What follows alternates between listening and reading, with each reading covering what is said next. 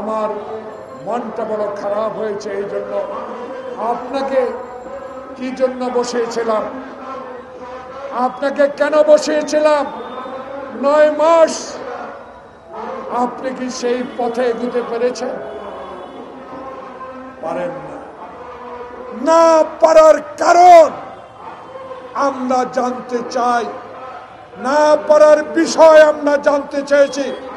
গতকালকার দল থেকে আমাদের স্ট্যান্ডিং কমিটির সিনিয়র সদস্য ডক্টর মোশাররফ হোসেন কি দুঃখে 3 জনের পদত্যাগ চেয়েছেন।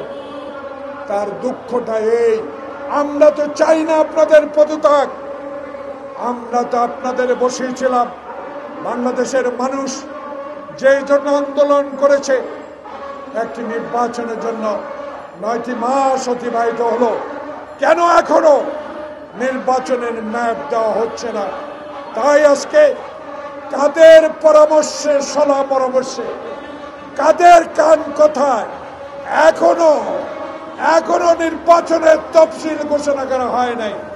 তাই আমাদের দল বাধ্য হয়ে বলেছে আপনাদের 3 জনের আগেই পদত্যাগ করতে হবে। খলিলুর রহমান সাহেব কোন রাজপথে মিছিলে ছিলেন? এই সালাম রহমত আপনারা কি দেখেছেন? খলিলুর রহমানকে কোনোদিন বাংলাদেশের রাজনৈতিক অঙ্গনে গণতন্ত্রের জন্য, ভোটাধিকারের জন্য, মানুষের সেবার জন্য এগিয়ে এসেছেন? এমন কথাটি উনি বলেন, যেই কথাটি বাংলাদেশের মানুষ গ্রহণ করে না।